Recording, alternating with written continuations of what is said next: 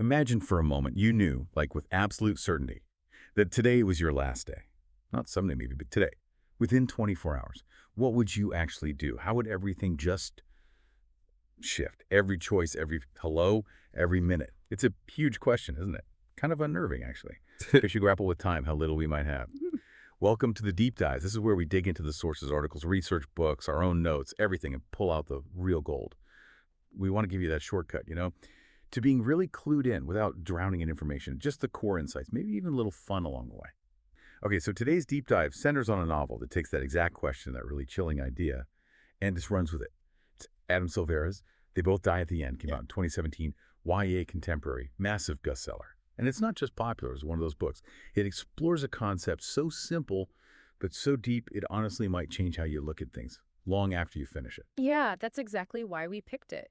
Our goal today is to really unpack how that one core idea, knowing your death day, shapes everything. The plot, sure, but also the characters who feel so real and these big universal themes. By the end of this, you won't just know the story. You'll hopefully get the deeper stuff, what it says about life, connection, and yeah, time. Definitely time. It's like a crash course in living. Right. So let's set the scene properly. The basic setup, and it sounds almost simple when you say it, is this. There's this company, Deathcast, and they call people, usually just after midnight, to tell them, hey, you're going to die sometime in the next 24 hours. Your end day.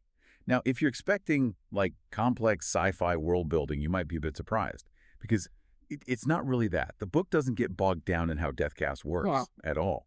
Instead, you get this really intimate story. Heartbreak, sure, but also just raw human connection. So today, we'll cover the plot points you need, really get into the characters, dissect those big themes, look at Silvera's writing, and yeah, touch on what critics thought too. Pulling from the reviews we looked at, we're going deep on what makes this book tick. Okay, let's start with that core concept, Deathcast, because it really is the engine of the whole story, this mysterious company making these awful calls. And what's really striking, maybe even a little jarring at first if you read a lot of sci-fi, is that Silvera never explains how they know. No tech manuals, no origin story for Deathcast, no science babble. No, nothing. And that's the brilliance of it, really. I think so. Oh, definitely. What's fascinating is that choice to just leave it. Silvera uses this one unexplained twist not to build some elaborate future tech dystopia, but as a framework, a way to ask these huge universal questions about being human. See, it's not like your classic dystopia, 1984 or Hunger Games style, where it's all about the oppressive regime or the tech. The world here, it's pretty much our world, except for this one massive thing, knowing your expiration date, and that one change lets the story just skip all the complicated world building and dive straight into the human heart of it. Character, emotion, choices. And that human experience under the gun, it's made sense. This idea creates this whole chilling but kind of fascinating social landscape. People don't just sit around. Society adapts. You get things like the Last Friend app. Literally an app to find someone else who got the call so you don't have to spend your last day alone. Which is just, wow, a digital fix for that primal need for connection at the end. Exactly. And then there are clubs, like specifically for deckers. That's what they call people on their end day. Places for a last party or just to be with others who get it. And specific rituals pop up. New traditions around this end day thing. The whole culture shifts. The world totally fixated on its endings. And get this, sympathy passes. People who didn't get the call can still go to some Decker events. Just to be there. Yeah, just to share it, I guess. To not let people be totally alone. It says something about us needing to witness, to connect, even with death. And if you zoom out, it holds up this really interesting mirror to our own world, doesn't it? How we deal with death, even though for us it's usually not on a schedule like that. We have our rituals, our ways of coping, our need for meaning. The book just cranks that dial way up, shows a society obsessed with making those last hours count. It makes you think about the deadlines we all live under, even if they're unspoken. It poses that question for you listening right now. How much are our own anxieties, our drive for connection, our big life choices, already shaped by knowing, somewhere deep down, that our time is limited? Does knowing the exact day change everything, or just speed up what was already there? Exactly. It's a fascinating thought experiment. It really is. Yeah. And that gets us to the why behind this world building, right? Like you said, Deathcast isn't there to be this cool sci-fi gadget. It's a catalyst. That's its only job. The book doesn't care how it works. It only cares about what you do when you know your time is up, like today. It cuts through all the noise, the 5-year plans, the maybe laters. It forces you to focus on right now, what matters now. Precisely. It's such an elegant move narratively. This one twist gives Silvera the perfect setup to explore huge philosophical stuff, emotional stuff, without getting lost in the weeds of sci-fi mechanics. By taking the when off the table, he forces the characters and us reading along to wrestle with the how do you live this last day? It's brilliant economy. Puts all the focus on human behavior under this immense pressure. We all face an end. They just have the timetable, and that illuminates so much about just seizing the day. Okay, so we get the world now, this pressure cooker. Let's meet the guys at the center of it, Mateo Torrez and Rufus Emeterio, because their story is where the real heart beats. They both get the call, separately. Just after midnight, September 5th, boom, lives changed forever, instantly linked by this awful knowledge. And here's where it gets really interesting for me. How do these two total strangers, completely different backgrounds, decide to spend their last precious hours together? Think about the courage that takes. Or maybe it's desperation, to reach out on the Last Friend app, find someone you've never met and say, okay, let's do this. It's a huge leap. It really is. That one decision kicks everything off. It shows that need for connection, even when facing the ultimate unknown. Right. Absolutely. Let's look at Mateo first. When we meet him, he's painfully shy, anxious, super kind, but lives inside his own head, inside his apartment mostly. The book says he's been afraid of life more than death. That sums him up perfectly at the start. Yeah, I related to that a bit, honestly. A lot of people do. His journey is this incredible sped-up transformation. Over this one single day, you see him slowly, awkwardly start to push his boundaries. He finds courage he never knew he had, learns to actually live, to experience things. His arc is all about shedding that fear, finally embracing life right at the very end. And his sensitivity makes him so easy to root for. And it taps into something universal, doesn't it? That struggle we all have, maybe on a smaller scale, with our own internal barriers, fear of judgment, staying in our comfort zone. Silvera compresses potentially years of growth into hours, but it worked because he focuses on these small, brave acts. Talking to someone, eating something new, being vulnerable. Yeah, the small things become huge. Exactly. It makes you think, what little fears are holding me back today? Mateo's story is a reminder that bravery isn't always epic. Sometimes it's just choosing to show up for your own life. And then there's Rufus. So different from Mateo. On the surface, anyway. He comes across as bold, maybe bit reckless, got that tough exterior. He's a foster kid, carrying a lot of grief, a lot of pain from losing his family. Right, he projects that toughness. But underneath, you quickly see he's incredibly loyal, protective of his friends, the Clutos. He's got this deep well of emotion he keeps guarded. His journey over the 24 hours is less about finding life, maybe, and more about redemption. Confronting his past mistakes, letting that guard down, learning to be vulnerable, truly connect before time runs out, processing his grief. So you have Mateo, the quiet one, afraid to step outside, and Rufus, the street-smart kid who seems afraid of nothing but is actually hiding so much. How did these two opposites create such a compelling spark? It's like they're puzzle pieces. Yeah, they push each other, right? Mateo helps Rufus soften, open up. Rufus pulls Mateo out of his shell. Exactly. Mateo needs Rufus's push towards experience, and Rufus needs Mateo's quiet strength and permission to be vulnerable. They meet each other's needs perfectly in this compressed time frame. Was there a point where you thought, nah, the two different, this won't work? Maybe briefly at the very start. But their shared situation, that ticking clock, forces an honesty that breaks down walls fast. Yeah, it shows how connection can happen so quickly under pressure. Maybe the person you least expect is the one you need most. And it's a testament to how crucial that connection is. They don't just pass their last day together. They truly live it because of each other. It accelerates everything. The bonding feels earned because the stakes are so incredibly high. And it's not just Mateo and Rufus, is it? There are other characters woven in, like Lydia, Mateo's best friend. She's a new mom dealing with this news. Right. And Amy, the Deathcast operator, we get a glimpse of her life. And Rufus's friends, the Plutos, Malcolm and Amy, they're not just set dressing. No, they show how this whole Deathcast thing ripples outwards. Lydia's grief, her trying to be strong for her baby while losing her best friend, it's heartbreaking.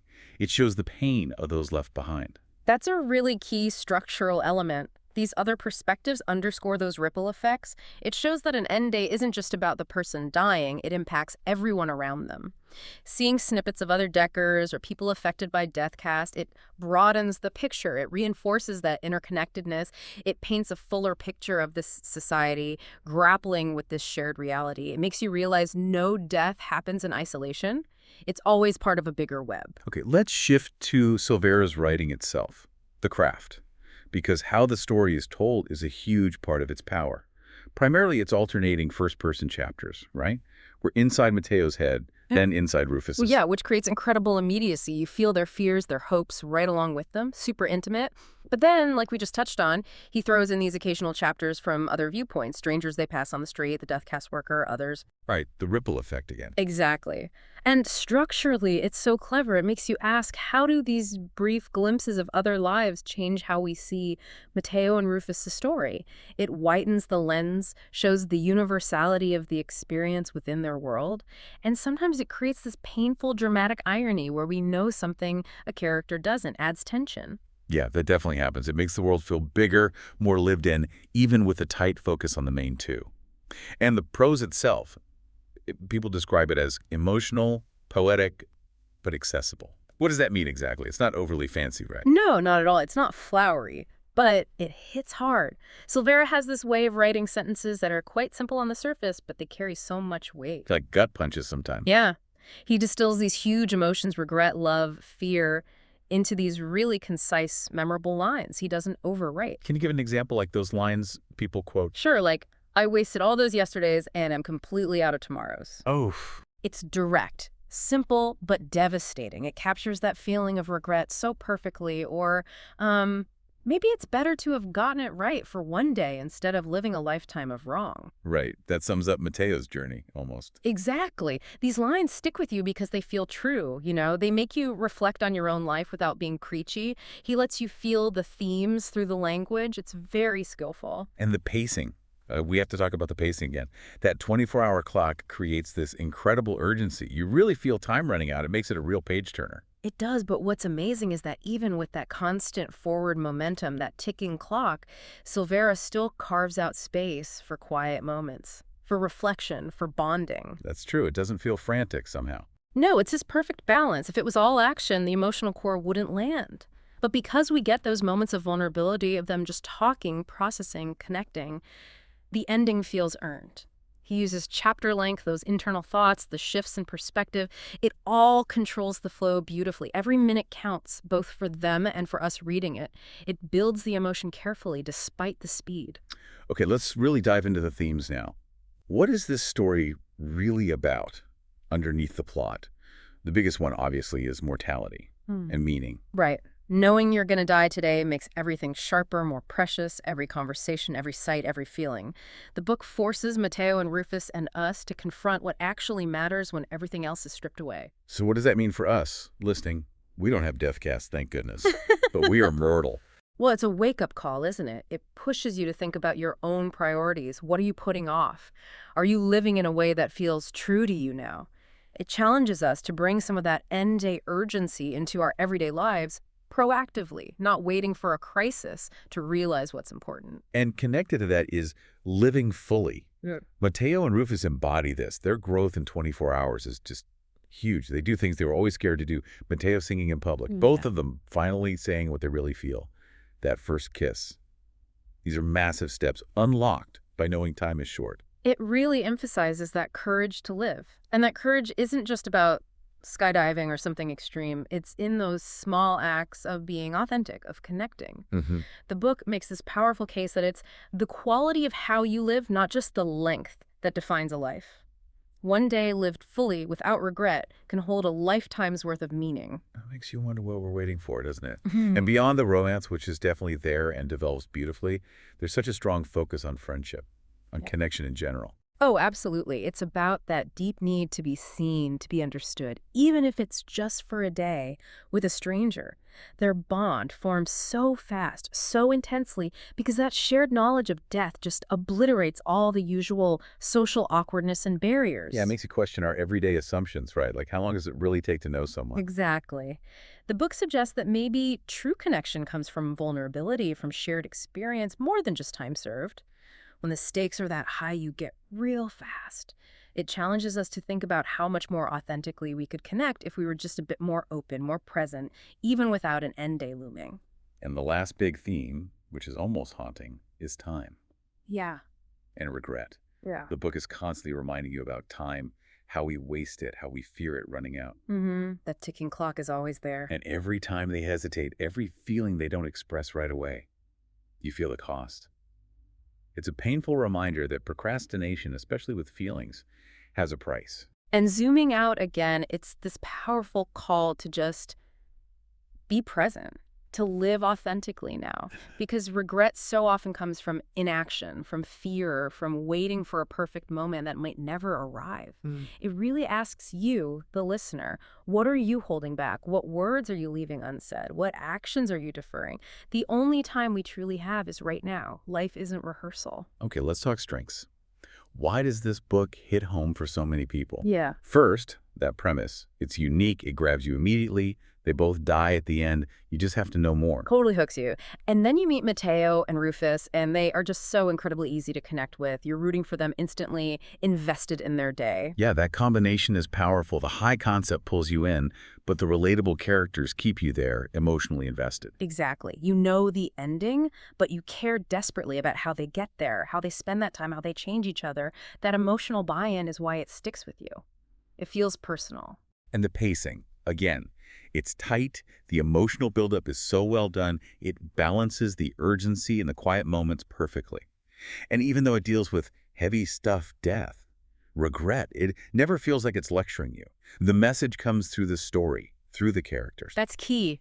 It's thought-provoking without being preachy. It trusts the reader to feel the themes, to get the message through empathy, not explanation. It's showing, not telling, at its best. Much more impactful that way. Another huge strength is the representation. Silvera features queer characters, Latinx characters, characters in the foster system, Yeah. and it feels authentic, woven into who they are. Yeah, and that's so important, especially in YA. It enriches the story immensely, offering different perspectives. But more than that, it allows more readers to see themselves in the story, to connect on a deeper level. When representation is done well, like it is here, it makes the universal themes resonate even more broadly. It makes the story feel more real, more inclusive. Okay, but let's be balanced. No book is perfect. What are some of the common critiques or maybe weaknesses people point out? The most obvious one. The ending is spoiled by the title. It's predictable. Right, it literally tells you they both die. So no plot twist there. But does that ruin it? For most people, no. Like we said, it actually kind of enhances the journey. Knowing the destination makes you focus intensely on the how and the why of their last day. Every moment becomes poignant because you know it's fleeting. The tragedy isn't the surprise, it's the beauty they find despite the inevitable end. It shifts the focus from suspense to significance. What about the death cast mechanics? Or lack thereof. Some sci-fi readers might find that frustrating, right? Yeah. Not knowing how it works. Yeah, that comes up, but again, it feels intentional. Explaining the how would shift the focus away from the emotional core, from Mateo and Rufus's choices.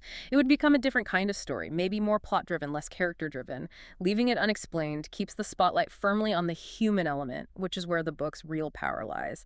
It's a catalyst, not a puzzle to solve. Okay, what about the emotional aspect? Some critics felt it maybe pulls too hard on the heartstrings, that it's almost engineered to make you cry. Emotional manipulation, maybe. That's a tough one. It definitely evokes strong emotions, no doubt about it. But is it manipulation, or is it just really effective, honest writing about a fundamentally heartbreaking situation? Right. Where's the line? Exactly. I think for most readers, the emotions feel earned because you care so deeply about the characters, because their struggles feel real. A story about death and love and regret should make you feel things deeply. Maybe it's less manipulation and more just. Silvera doesn't flinch from the sadness inherent in the premise. He lets you feel it all. And the last point sometimes raised the speed of their connection. Strangers to soulmates in 24 hours. Does that feel rushed or unrealistic to some? It can, if you view it through the lens of normal circumstances, but the whole point is these aren't normal circumstances. That ticking clock, the shared, unique trauma of the death cast call it, accelerates everything. It strips away pretense. No time for small talk. Exactly. Vulnerability comes fast because it has to. Think about real-life crisis situations. Bonds form incredibly quickly under extreme pressure. So within the logic of this world, their rapid connection feels justified, even necessary.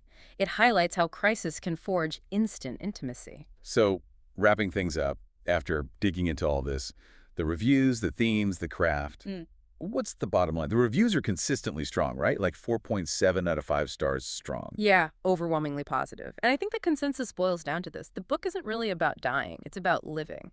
Silvera uses death as a lens to magnify life, the courage it takes, the connections that define it, the memories that last. It's ultimately hopeful in a bittersweet way, a celebration of making the time count. Which brings it all back to that first question for you listening. Yeah. If today was it, what would you do differently? The book doesn't just ask, it makes you feel the weight of that question. And maybe a final thought to carry with you. If knowing their end day gave Mateo and Rufus the courage to live so fully, so honestly, just for those hours, what courage can we find right now without that explicit deadline? How can we live more deeply, connect more authentically, knowing that our end will come, even if we don't know when? Maybe the challenge is to find that end day urgency in our everyday lives, what matters enough to do today.